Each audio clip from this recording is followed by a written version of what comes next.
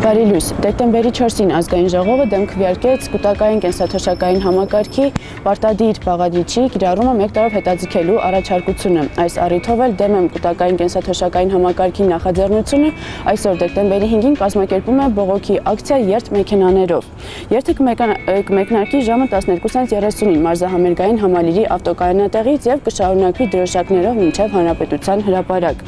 Ակցիայի նպատակն է իրազեկել եւ մոտիվացնել մարդկանց կենսաթոշակային պարտադիր վճարների դեմ պայքարին միանալու համար։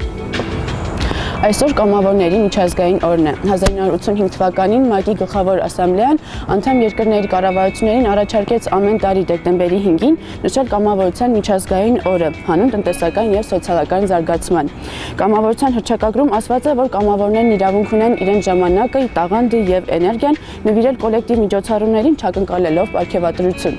Հարցման համաձայն 2012 թվականին Հայաստանում 4 մարդուց մեկն է նշել, որ զբաղվել է կամավորությամբ վերջին 6 ամսում։ Ուկրաինայի առաջին փոխվարչապետ Սերգեյ Արբուզովը հայտարարել է, որ իշխանությունները պատրաստ են ընդդիմության հետ քննարկել ամենասուր հարցերը, այդ թվում նաև արտահերթ նախագահական ընտրություններ անցկացնելու հավանականությունը, հայտնում է ՌԻԱ Նովոստին։ Կարծում եմ, որ բանակցությունների սեղանի մոտ կարող են հնչել նաև այդպիսի առաջարկ, եւ մենք պատրաստ ենք քննարկել այն, ասել է փոխվարչապետը։ Իսկ այժմ առաջարկում եմ ձեզ դիտել եղանակի տեսությունը ամբողջ Հայաստանում։